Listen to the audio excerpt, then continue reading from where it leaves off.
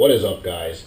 Welcome to the long-awaited part 3 of my C4 front suspension installation video. This video is finally probably the one you've all been waiting for. This is where it's going to start getting interesting. It's going to be a lot of cutting, a lot of modifying in this video, and I think it's going to be pretty cool.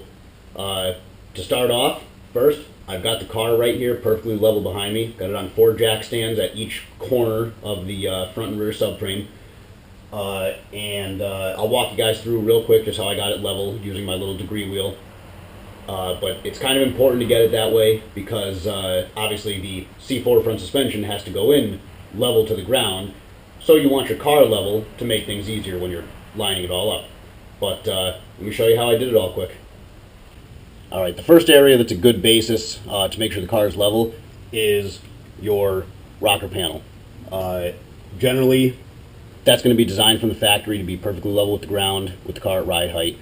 And it's a good spot just to check once you have it on your jack stands. So, this is one of the areas I use. Unfortunately, it's on a little bit of a kick down, but if you just kind of hold the angle finder there, you know, it'll do the same thing. And as you can see, once it settles down, we are reading a perfect 0. So, car's level front to back. The next good spot to use is going to be the rear shelf area in your hatch. Unfortunately, mine has Dynamat on it, so it's not going to, you know, the angle finder is not going to be on a perfectly level piece of metal, but it'll still give you a good idea. And the nice thing about back here is you can level the car both front to rear and side to side. So to double check the rocker panels, stick this right in the middle there. And you're probably not going to get a good angle from where the camera's placed, but once that settles down, you can see what your degree is.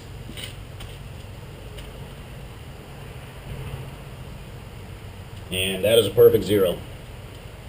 And then you can take it, turn it sideways, and that will show you your side to side.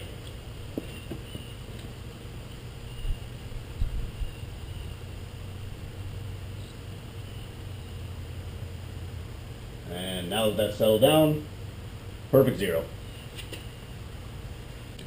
And last but not least, just for safe assurance, as far as the side to side goes, I checked the rear. Rear's good side to side. The front, I don't know how flat of a surface the radiator support is, but I would assume that it's going to be, or it's supposed to be, you know, side to side at least level. So, take my degree wheel, put it there.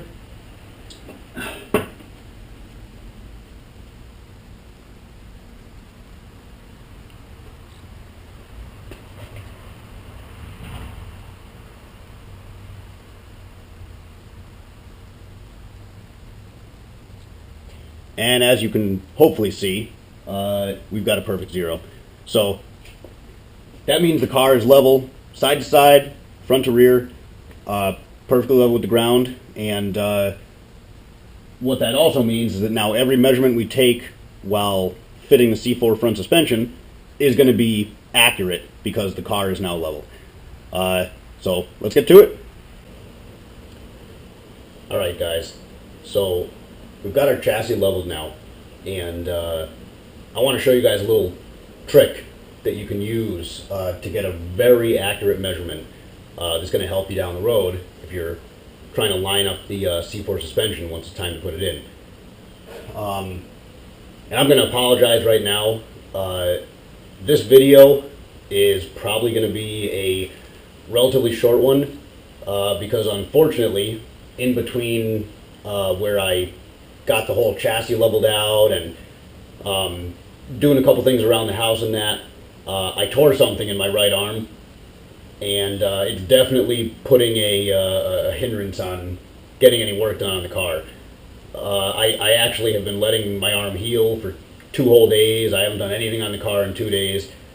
So I will have obviously this vid up this week, but unfortunately it's not going to be as in-depth as I thought it was going to. Hey, things happen, unfortunately. But anyways, I'm going to do as much as I can still, and this is one thing that I've been wanting to get done. It's kind of one of the next steps. But anyways, this right here is a highly technical tool, and if you don't have all the digital laser finders or laser levelers and that kind of stuff, this is about as simple and accurate as you can get. Basically, it's called a plumb bob, or plumb string, or whatever you want to call it. But it's a threaded bolt. I've got it rigged up with some fishing line here, with a little crimp weight on the bottom. And pretty much what this will do is, now that our chassis is completely level, if we screw this into the K-member mounting points, let it hang to the ground, once it settles, then we'll know, we can plot a map on the ground under the car of our exact chassis mounting points where the K-member used to be. And that's going to help us out big time in getting the Corvette K-member lined up. So let me show you how it works. I'll get this thing threaded up in there quick.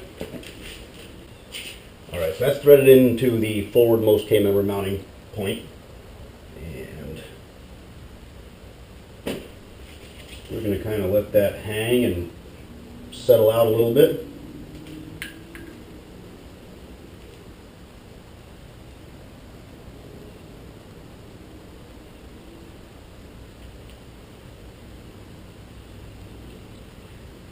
Alright, so with that settled out, we know that that location on the ground is exactly below where the K-member mounting point is. So I'm going to take a permanent marker here.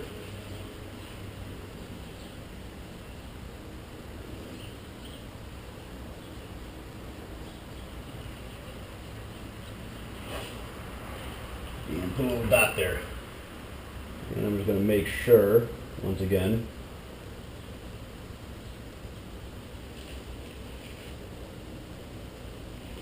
alright, that looks pretty exact to me. So we've got a dot marked on the ground.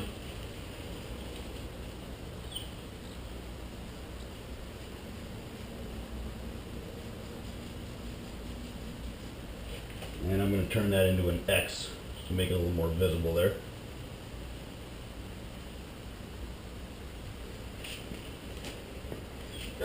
And basically I'm going to go around to all 6 K-member mounting points and do that same thing. So let me get that done, and we'll come back. Alright, so now we've got our K-member lines plotted on both sides. Hopefully you guys can see that. I'm assuming the camera's close enough. But we've got one here, one there, and one there. And what that shows us is where our exact K-member mounting points are in relation to the ground. It's extremely important that you have your chassis leveled at a perfect 0, like I showed you in the step before this, because that's the only way that these ground points are going to be accurate. Alright, so I've got my blueprints, if you will, mapped out now on the garage floor here, and I'll try to explain a little bit to you guys how I came up with this. But basically, you saw how I was hanging the plumb line from each of the K-member mounting points. That's the little crosses here. You've got your 3 crosses, and there's 3 on the other side.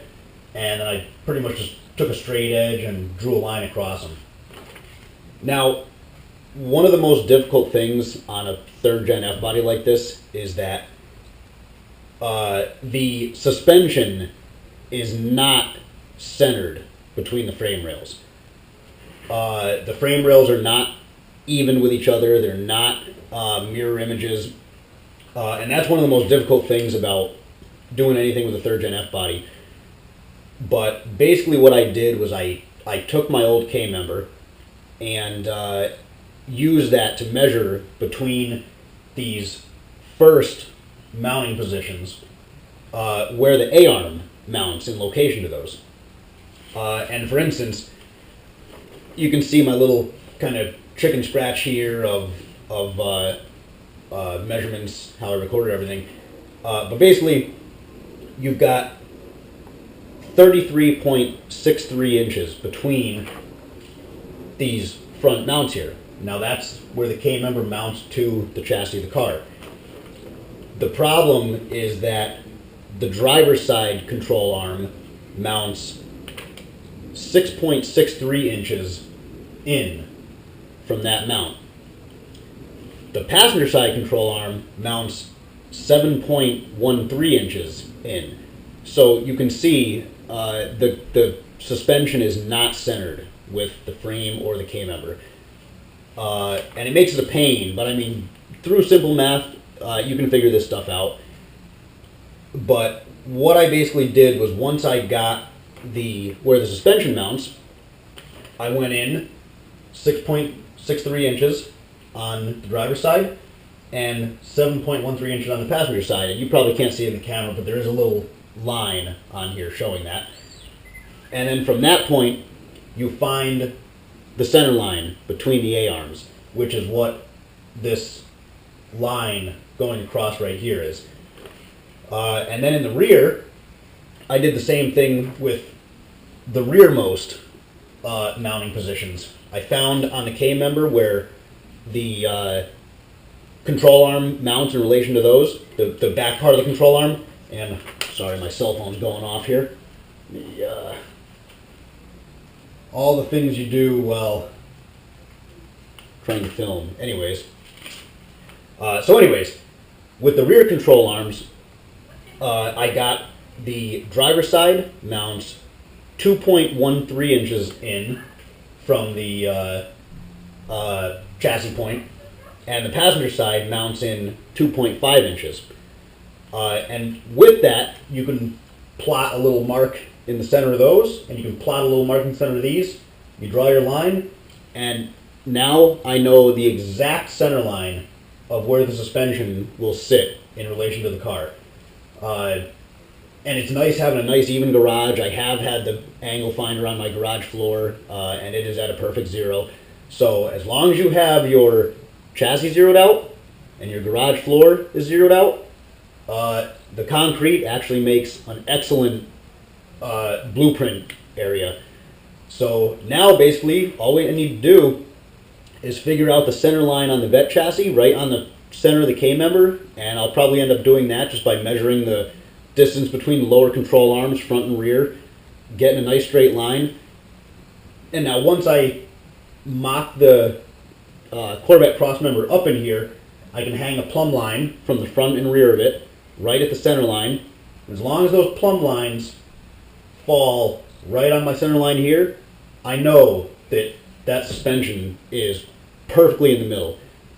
And just to double check, I mean, I don't like to use the outside of the fender as an accurate measurement source, but just to double check the center line and make sure I wasn't overly off, I ended up hanging a plumb line off each fender. And you'll actually, if you look at your car, you'll see there's a little notch cut out on the inside of the fender, and that's where my plumb line is, right in the middle of that notch there on both sides, just so I know the string is hanging off in the same spot. And sure enough, I got exactly 35.5 inches from this plumb line to the center line, and from the plumb line on the other side of the center line. So that pretty much just ensures that, yeah, that's pretty much that's going to be the exact center. And it also tells me that I have a very straight car, which I'm happy about. All right, guys.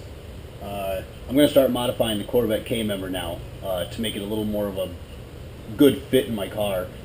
The nice thing about this setup is that it unbolts out of the Corvette exactly like this. I mean, it's pretty much a one-piece setup. Everything attaches to the crossmember, which is awesome.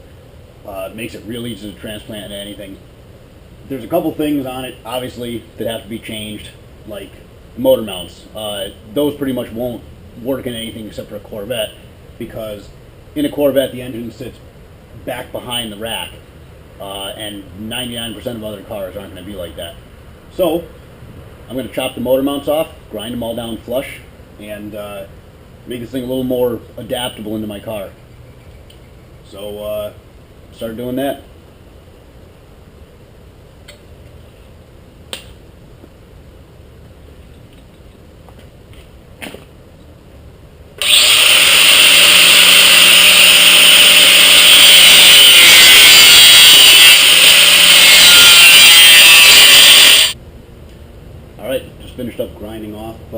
all the weld marks. We've got a nice smooth surface now where the motor mount used to be. And this thing's pretty much prepped. I think, I'm not 100% sure yet, but I think I am going to have to notch the back of the cross member a little bit to clear the LS oil pan. And then the rack mount, the whole rack itself is definitely going to have to drop down.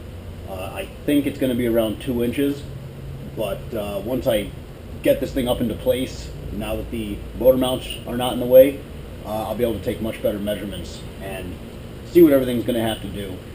So for the most part, this thing's prepped to start fitting it in. Alright guys, so that's going to pretty much wrap it up for this week's video. And again, I do apologize. It was not a very eventful video. But like I said, I ended up hurting my right shoulder pretty good. It still hurts. I mean, it's getting better. But injuries like that, you definitely don't want to push. So I pretty much lost out on 2 or 3 full days this week of working on the car. And I would have liked to get more done, but hey, it's the way things go. So stay tuned for next week. I'm going to keep icing my shoulder, and I think that by next week I'll be doing pretty good. So we'll start getting into some of the real cutting and fabrication in that. But like always, I thank you guys very much for watching the series. And again, like, subscribe if you like what you see, and let me know what you think. Talk to you guys later.